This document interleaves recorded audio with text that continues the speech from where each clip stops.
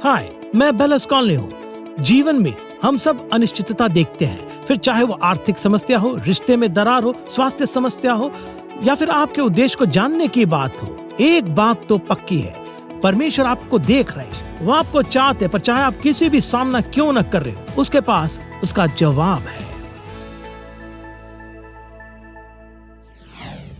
नमस्ते दोस्तों, मुझे खुशी है कि आप मेरे साथ जुड़े। आज मेरे पास आपके साथ साझा करने के लिए एक दिलचस्प वचन है। मैं आपसे बात करना चाहता हूँ, कम से कम हम इसी से शुरुआत करेंगे, इसे पूरा नहीं करेंगे, लेकिन हम उन 4 चीज़ों के बारे में बात करना शुरू करेंगे जिन्हें परमेश्वर चाहता है कि हम ऊंचा उठाएं। प्रभु जिन 4 चीज़ों के बारे में पवित्र शास्त्र में कहते हैं, इन चीज़ों को ऊंचा उठाओ। तो मैं आशा करता हूँ आप सब तैयार हैं। यदि आपके पास बाइबल है तो ज़रूर थाम ले, मेरे ख्याल से बहुत ज़रूरी है।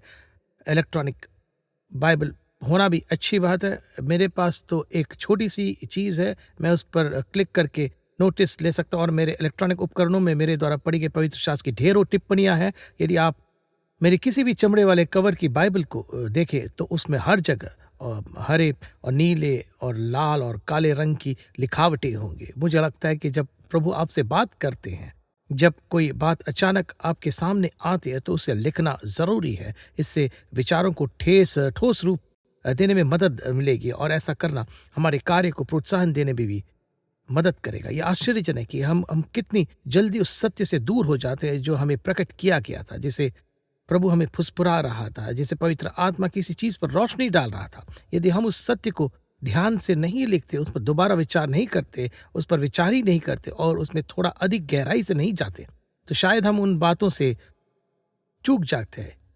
अक्सर मैं लोगों से नियमित तौर पर बात करता हूँ। सच कहूँ तो अभी ऐसा हुआ है। पिछले 10 दिनों में ऐसा 2 बार हुआ। लोग मेरे पास आकर बोले, पासवान जी, आपने सप्ताहांत में जिस संदेश का उपदेश किया वो बहुत ही बढ़िया था। मैंने पूछा, आपको इसमें क्या पसंद आया? तो बोले कि मैं भूल गया। फिर कुछ और व्यक्ति आए थे और वे उस महान संदेश के बारे में बात कर रहे थे जो उन्होंने सुना था। मैंने पूछा, अच्छा संदेश किस बारे में था? वे सफ़र कर रहे थे और किसी अन्य कलीसिया से आए थे। उन्होंने कहा कि संदेश बहुत ही शानदार था और इससे वे बहुत आशीषित हुए थे, लेकिन उन्हें याद नहीं रहा कि किस विषय पर था। ऐसा करके आपको कोई मदद नहीं मिलेगी।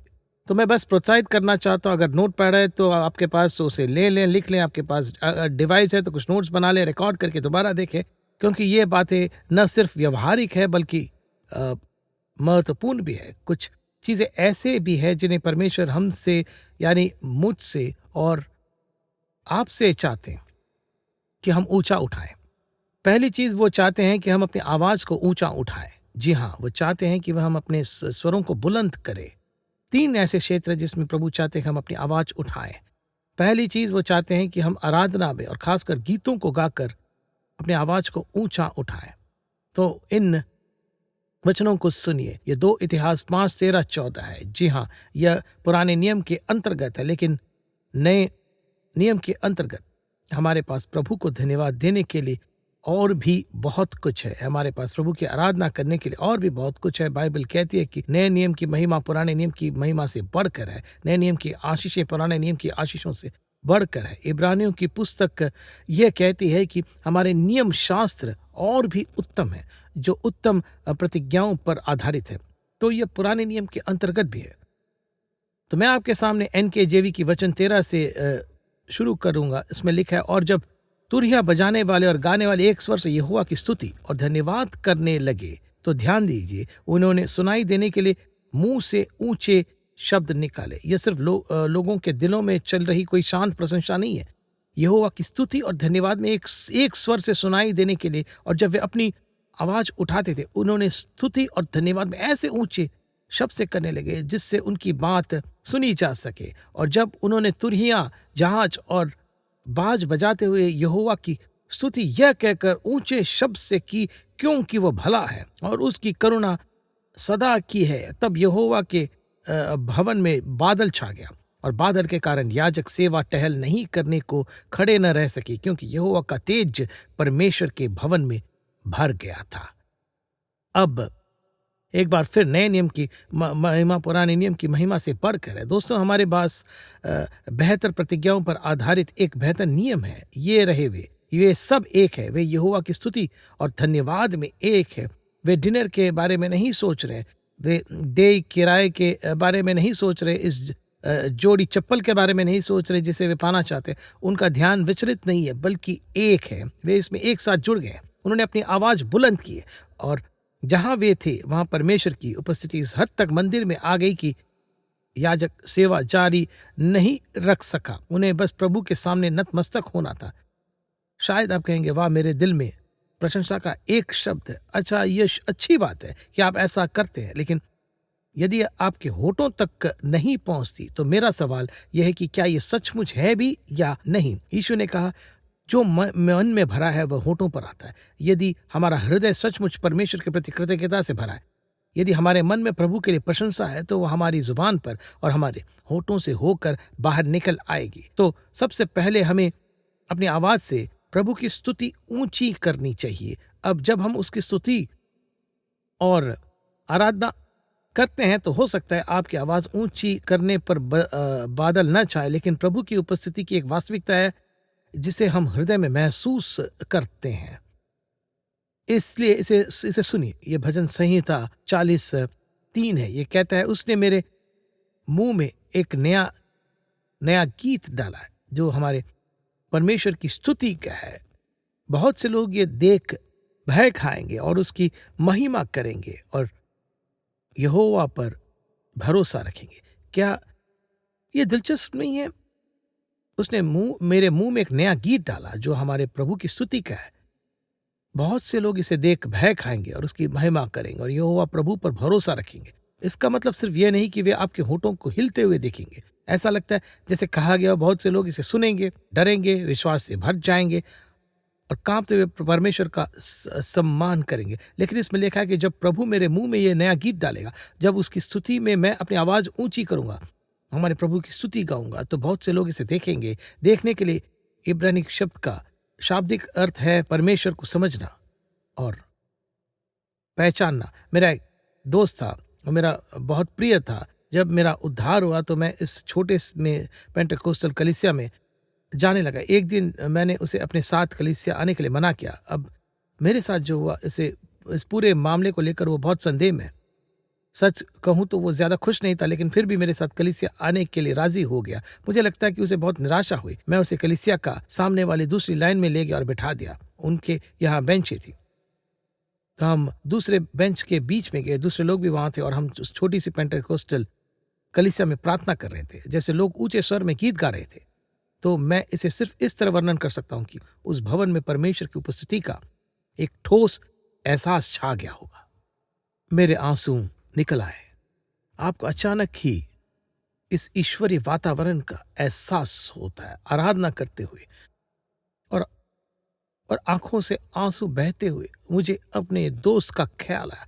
मैंने उसकी तरफ देखा और वह मेरी तरफ निहार रहा था, मानो उसके चेहरे पर गहरी दहशत छाई थी और उसके हाव भाव बता रहे थे यहाँ बहुत बहुत कुछ गंभीर हो रहा है, लेकिन मैं इसका सामना करने के लिए तैयार नहीं हूं। वह सचमुच अपने आसपास खड़े लोगों को हटाते हुए गलियारे के आखिरी जगह तक पहुंचा। वह बाहर निकला, बीच वाले गलियारे से दौड़ा और कलीसिया से बाहर भाग निकला।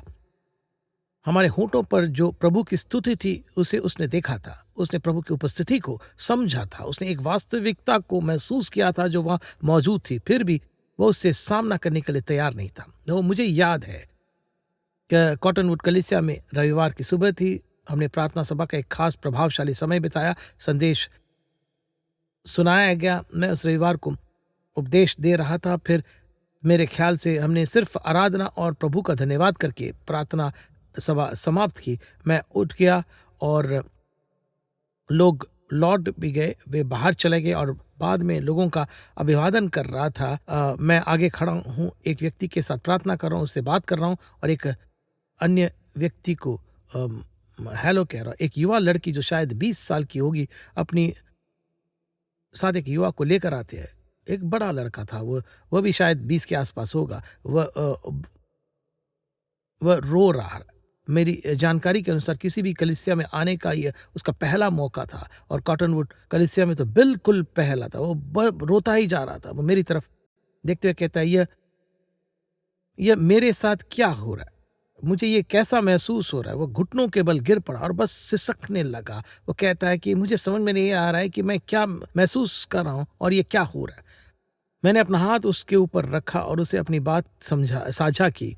मैंने कहा, सुनो, ये तुम्हारे हृदय में प्रभु की उपस्थिति है जिसका तुम्हें एहसास है। यीशु तुम्हारे जीवन में आना चाहते हैं, तुम्हारे पापों के लिए अपनी जान दी। क्या तुम मसीह को ग्रहण करना चाहते हो? उसने कहा, जरूर। मैं उसे घुटनों के बल प्रभु के पास ले गया, लेकिन ये ऐसा क्षण था जैसे हम परमेश्वर की आराधना कर रहे हैं। मेरे मुंह से हमारे प्रभु की स्तुति के लिए एक नया गीत भरा हुआ। बहुत से लोग इसे देखेंगे, ये भय खाएंगे और प्रभु पर भरोसा करेंगे। हमें प्रभु की प्रशंसा में अपनी आवाज ऊंची करनी है। भजन संहिता 22:3 कहता है कि प्रभु सचमुच इज़राइल की स्तुति पर विराजमान है। इब्रानी भाषा में स्तुति शब्द का ये अर्थ है कि स्तुति गाना, और परमेश्वर स्वयं सिंहासन पर विराजमान है। वास्तव में उसका सिंहासन, उसका अधिकार, उसकी उपस्थिति उसके लोगों के स्तुति गानों पर नीचे उतरती है। और यहाँ ओल्ड किंग जेम्स अनुवाद में कहा गया, परंतु हे इज़राइल के स्तुतिगान में विराजमान तू पवित्र है। परमेश्वर अपने लोगों के स्तुतिगान में विराजमान होता है। उसकी उपस्थिति नीचे आती है। जब उसकी उपस्थिति आती है तो बुरी चीजें चली जाती है। मैं ये बात फिर से कहना चाहूंगा, जब परमेश्वर की उपस्थिति आती है तो बुरी चीजें भाग निकलती है। पुराने नियम के तहत जब होप्री और फिनहास, यहोवा प्रभु के दो याजक, जिनका बर्ताव प्रभु के सामने भ्रष्ट था, उन्होंने वाचा का संदूक लेकर पलिस्तियों के विरुद्ध युद्ध करने का निश्चय किया। और आगे आप कहानी पढ़ सकते हैं। तब वाचा का संदूक पलिस्तियों द्वारा जब्त कर लिया गया। होप्री और फिनहास दोनों भस्म हो गए। फिर जब उनके पिता याजक एली को यह खबर मिली तो वो पीछे की ओर गिर पड़ा। उसका स्तर बहुत बड़ा था, उसकी गर्दन टूट गई और वो मर गया। यह एक बहुत ही दुखद पारिवारिक कहानी है। लेकिन पलिस्तियों ने परमेश्वर की वाचा के संदूक पर कब्जा कर लिया। पुराने नियम के तहत उनके पास यह संदूक था, जो मूलतः सोने से मढ़ा हुआ एक बक्सा था। उस पर सोने से बने दो स्वर्ण करूप स्थित थे। उसके सबसे ऊंचे स्थान पर, जिसे प्रायश्चित आसन कहा जाता था, वस्तुतः प्रभु की शकायना महिमा यानी परमेश्वर की उपस्थिति वाचा के उस संदूक पर प्रायश्चित आसन के ऊपर आकर निवास करती थी। इसे परम पवित्र स्थान के अंदर रखा जाता था और याजक को वर्ष में केवल एक बार अपने और लोगों के पापों के लिए प्रायश्चित करने की अनुमति थी। उसके अलावा कोई और अंदर नहीं जा सकता था। तो खैर, एली के इन लड़कों को इसे युद्ध में ले जाने का एक अच्छा विचार सूझा था, पर उनके हृदय परमेश्वर के प्रति सच्चे नहीं थे और उस समय लोग भी परमेश्वर के प्रति सच्चे नहीं थे। तो पलिस्तियों ने उसे अपने कब्जे में लिया। उन्होंने वाचा का संदूक, जो प्रभु की उपस्थिति का प्रतीक था, उसे दागोन के मंदिर में रख दिया, जिस देवता की वे आराधना करते थे। अब पलिस्तियों के इस देवता की मूर्ति आधे मछली और आधे मनुष्य जैसी थी। वे सुबह आए तो देखा दागोन की उनकी विशाल मूर्ति वाचा के संदूक के सामने औंधे मुंह गिर पड़ी थी। उन्होंने सोचा कि आखिर ऐसा कैसे हुआ? कल रात हमें तो किसी भूकंप का एहसास नहीं हुआ, वो कैसे गिर गई? ये अजीब है। तो वे अपनी सारसें और रस्सियां लेकर मूर्ति को वापस खड़ा कर देते हैं और अगली सुबह जब वे अंदर आते तो पाते हैं दागोन वाचा के संदूक के बिल्कुल सामने फिर से गिर पड़ा है, लेकिन इस बार उसका धड़ टूट चुका है और हाथ भी टूट गए। अब यह मूर्ति पूजक देवता राक्षसी सामर्थ्यों का एक प्रतीक था। जिस मूर्ति की वे पूजा करते थे उसके पीछे राक्षसी आत्माएं थी और शास्त्र में इसके बारे में बताते हैं। लेकिन दोस्तों, जब परमेश्वर की उपस्थिति आती है तो सारे शैतानी सामर्थ्य झुक जाते हैं और बंधन टूट जाते हैं। उनके हाथ नहीं रहते, वे आगे बढ़कर और कष्ट नहीं पहुंचा सकते हैं। अब उनमें कोई सामर्थ्य नहीं रहा, वे टूट चुके हैं। जब परमेश्वर की उपस्थिति आती है तो वो अलग हो जाते हैं। जब उनकी उपस्थिति आती है तो बुरी चीजें भाग निकलती है। परमेश्वर की उपस्थिति में निराशा चली जाती है, उनकी उपस्थिति में भय चला जाता है, उनकी उपस्थिति में तो टूटापन और निराशा और रोग दूर हो जाते हैं। उसकी उपस्थिति में उजियाला और आनंद और शांति और सांत्वना, चंगाई और पूर्णता ले आती है। इससे भी बढ़कर मैं बहुत आभारी हूं कि जब हम परमेश्वर की आराधना करते हैं तो इससे प्रभु की स्पर्शदायी उपस्थिति का एहसास होता है। लेकिन उससे भी बढ़कर सच्चाई यह है कि वह स्तुति के पात्र हैं। यदि हमें कोई ठोस लाभ न हुआ हो, यदि बुरी चीजें दूर न हुई हों, जब परमेश्वर की अच्छी उपस्थिति आई हो यदि सिर्फ यही बात हो कि मैं उसकी आराधना कर रहा हूं क्योंकि वह योग्य है, तो यही काफ़ी है। आपको परमेश्वर की आराधना करनी चाहिए। वह चाहता है कि आप अपनी आवाज़ बुलंद करें। आप में से कुछ लोग जो अभी मेरी बात सुन रहे हैं, आप दुःख से ग्रसित हैं। हो सकता है कि आप निराशा में अ, डूब चुके हों। हो सकता है कि आप ज़िंदगी में बहुत ही अंधकार में परिस्थितियाँ आपकी ज़िंदगी में चल रहा हो, तो अभी मैं आपको प्रोत्साहित करना चाहता हूँ। आप लोग कृपया अपने अपने हाथ उठाएँ और अपनी आवाज़ बुलंद करें और प्रभु की आराधना करें। आस-पास के वातावरण को प्रभु की स्तुति से भर दें। ये उस माहौल से बुरी चीज़ों को बाहर निकालेगा। आपको प्रभु की आराधना करने के लिए बनाया गया है और हमें परमेश्वर की स्तुति करने के लिए बुलाया गया है। इन सब के अलावा गीत गाना पवित्र आत्मा से परिपूर्ण रहने का एक तरीका है और यह हमारी आत्माओं को प्रशिक्षित करने का एक खास तरीका है। मैं इसे फिर से दोहराना चाहूँगा। गीत गाना पवित्र आत्मा से परिपूर्ण रहने का एक खास तरीका है। जी हाँ, यह हमारी आत्माओं को प्रशिक्षित करने का भी एक तरीका है। चलिए, मैं आपको इफिसियों अध्याय 5:18 और उसके बाद के कुछ वचन पढ़कर सुनाता हूँ। इफिसियों 5:18 NKJV कहता है, और दाखरस से मतवाले न बनो, क्योंकि इससे लुचपन होता है, परंतु पवित्र आत्मा से परिपूर्ण होते जाओ। आप ऐसा कैसे करते हो? आगे हमें बताते। इफिसियों 5:18, और आप आपस में भजन और स्तुतिगान और आत्मिक गीत गाया करो और अपने अपने मन में प्रभु के सामने गाते और स्तुति करते रहो, और हर सदा सब बातों के लिए हमारे प्रभु यीशु मसीह के नाम से परमेश्वर पिता का धन्यवाद करते रहो। एक दूसरे से भजन और स्तुतिगान और आत्मिक गीत गाते हुए आप पवित्र आत्मा से परिपूर्ण रहे। तो कुलिसियों की पुस्तक से इसे सुनिए। कुलिसियों 3:16, मसीह के वचन को अपने हृदय में अधिकाई से बसने दो और सिद्ध ज्ञान सहित एक दूसरे को सिखाओ और चिताओ, और अपने अपने मन में अनुग्रह के साथ प्रभु के लिए भजन और स्तुतिगान और आत्मिक गीत गाओ। जरा सोचिए, मसीह के वचन को अपने हृदय में सिद्ध ज्ञान सहित अधिकाई से बसने दो। कैसे? कैसे? भजन और स्तुतिगान और आत्मिक गीतों में एक दूसरे को सिखाओ और चिताओ, और अपने मन में अनुग्रह के साथ प्रभु के लिए गाओ। अब इससे मुझे ये पता चलता है कि हमारे द्वारा गाए जाने वाले गीत प्रभु के वचन से परिपूर्ण होना चाहिए।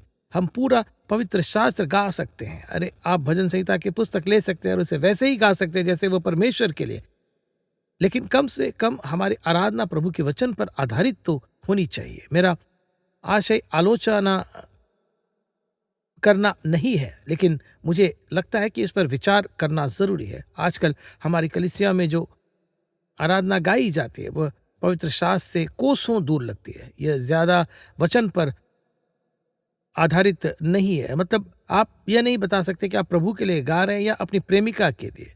मेरी बात समझ रहे हैं ना? मुझे तुम्हारी ज़रूरत है जैसे सागर को किनारे की ज़रूरत होती है, और मैं तुम्हारे प्यार के स्पर्श से भर गया हूँ। ठीक है, मैं समझ गया। कभी कभी पवित्र शास्त्र प्रेमपूर्ण भाषा का प्रयोग करता है। यह परमेश्वर के साथ हमारे रिश्ते के बारे में बात करता है, लेकिन कभी कभी यह इतना अस्पष्ट और इतना भावुक होता है कि हमें पवित्र शास्त्र में बहुत कम जानकारी होती है। और प्रभु के लिए गाते समय हमारी आत्माएं प्रशिक्षित होनी चाहिए। हमारी आराधना पूरी तरह से पवित्र शास्त्र पर आधारित होनी चाहिए। यदि यह शास्त्र पर आधारित नहीं, तो भी वह वचन पर आधारित होनी चाहिए। इसे पवित्र शास्त्र के अनुरूप होना चाहिए। मैं सोचता हूँ कि हमें से कुछ लोगों के लिए अच्छा होगा कि हम प्रार्थना पूर्वक उन गीतों को जांच करें जिन्हें हम गाते हैं, और उन चीज़ों की जिन्हें हम आराधना मानते हैं। यह दिलचस्प है। यदि हम चाहते हैं कि जैसा उसने कहा परमेश्वर का वचन हमारे भीतर भरपूर मात्रा में बसे, स्तुतिगान के द्वारा मसीह के वचन को अपने भीतर भरपूर मात्रा में बसने दो। यदि हम चाहते हैं कि हमारे अंदर भरपूर मात्रा में बसे, तो हमें वचन को गाना होगा। यह हमारे अंदर चीज़ों को आने की अनुमति देता है। यह एक मज़ेदार किस्सा है। ये कुछ साल पहले की बात है। मैं और मेरी पत्नी कार में सवार हैं। मेरी कार है, उसमें ये मेरा रेडियो स्टेशन है। मेरा एक पुराना रेडियो स्टेशन था जिस पर कुछ पुराने रॉक एंड रोल गाने बज रहे थे। मैं बस संगीत का मजा ले रहा था। उस समय हम कार में कोई आराधना सत्र नहीं कर रहे थे।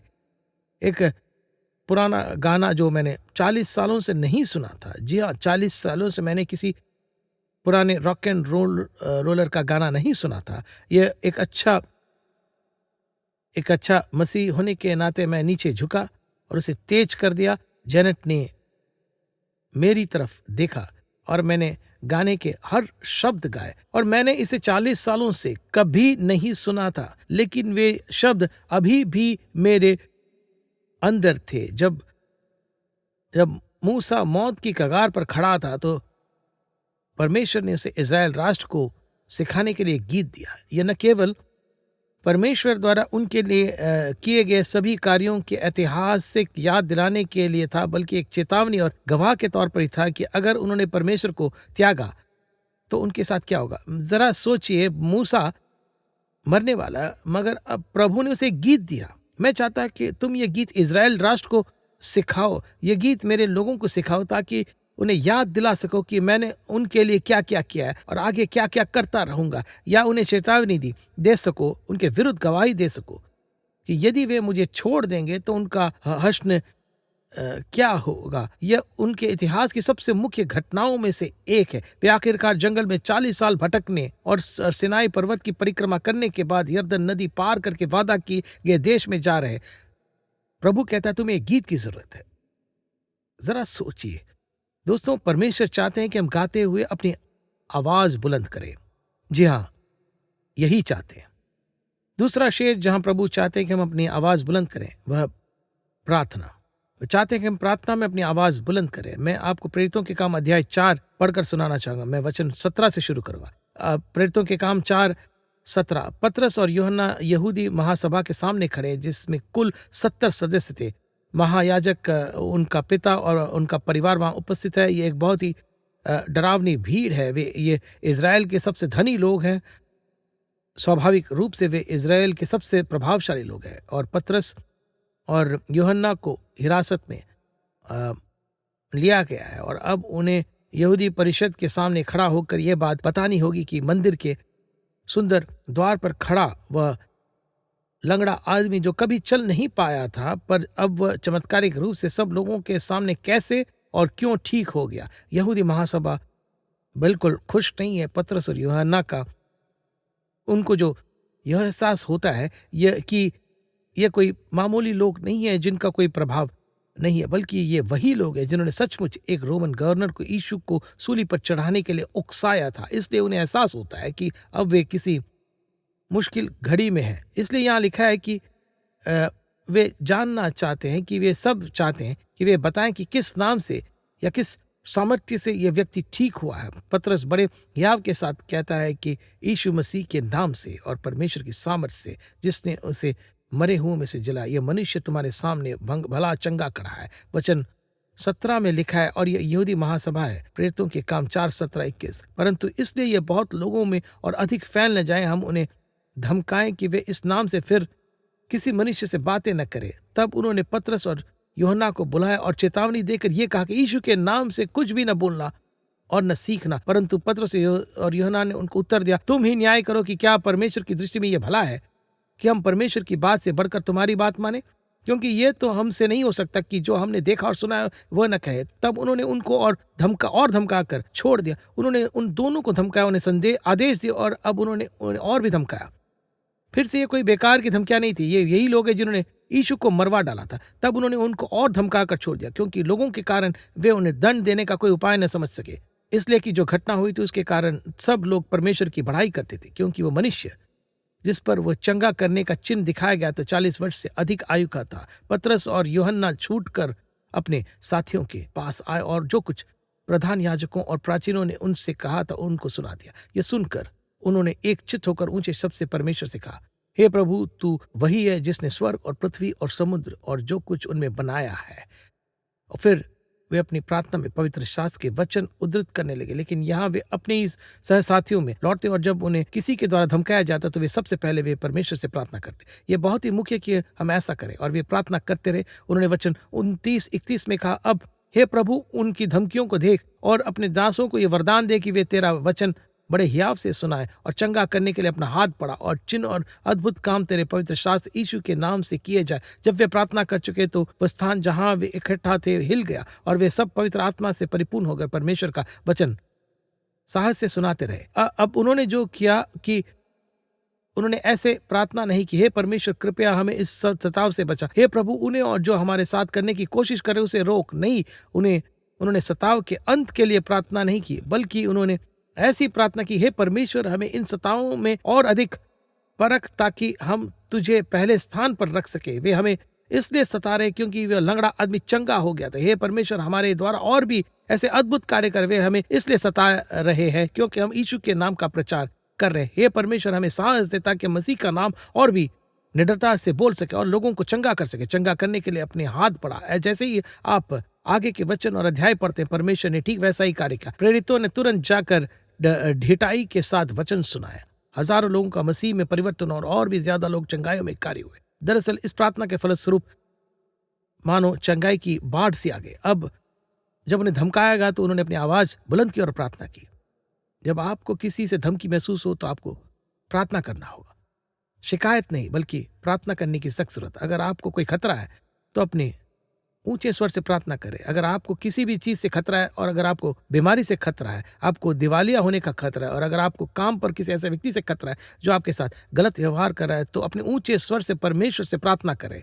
उन परमेश्वर प्रार्थनाओं का उत्तर भेजता है। वह चाहता है कि हम गीत गाएं और आराधना में अपनी आवाज बुलंद करें। वह चाहते हैं कि हम प्रार्थना में अपनी आवाज बुलंद करें। फिर बहुत जल्द तीसरा क्षेत्र जहां वह चाहते हैं कि हम अपनी आवाज ऊंची करें, वह सुसमाचार प्रचार का क्षेत्र। परमेश्वर चाहते हैं कि हम इसे दूसरों के साथ बांटें।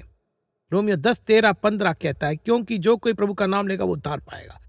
फिर जिस पर उन्होंने विश्वास नहीं किया वे उसका नाम क्यों ले, और जिसके विषय में उन्होंने सुना ही नहीं उस पर कैसे विश्वास करें, और प्रचारक बिना कैसे सुने, और यदि भेजे न जाएं तो क्यों प्रचार करें। जैसा लिखा है, उनके पांव क्या ही सुहावने हैं जो शांति का और अच्छी बातों का सुसमाचार सुनाते हैं। वे किसी ऐसे व्यक्ति को कैसे पुकार सकते हैं जिसके बारे में उन्होंने सुना ही नहीं। जब तक कोई प्रचार न करे, जब तक कोई सुसमाचार शुभ संदेश के साथ अपनी आवाज ऊंची न करे, तो कोई कैसे सुन सकता है।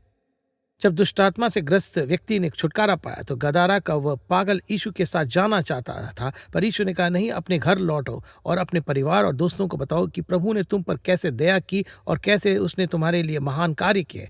नहीं, जाओ किसी को बताओ। आपको अपने घर वालों को बताना होगा। यीशु ने कहा था, कोई भी दिया जलाकर उसे बर्तन से नहीं ढांकता। हमें सबसे पहले अपने परिवार के सदस्यों के साथ सुसमाचार साझा करना होगा।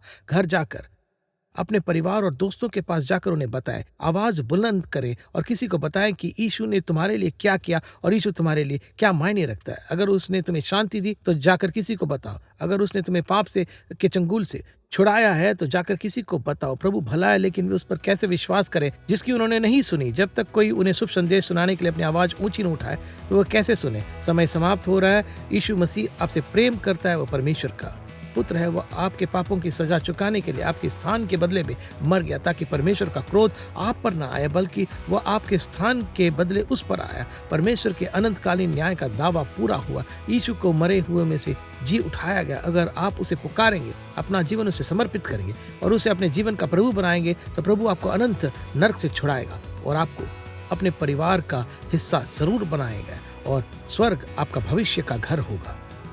प्रभु आशीष दे। हम बिल स्कॉनली के मित्र और पार्टनर्स का धन्यवाद करते हैं जिनके द्वारा ये प्रोग्राम संभव हुआ है। अधिक जानकारी और प्रेरणा के लिए billisconley.com पर जाइए।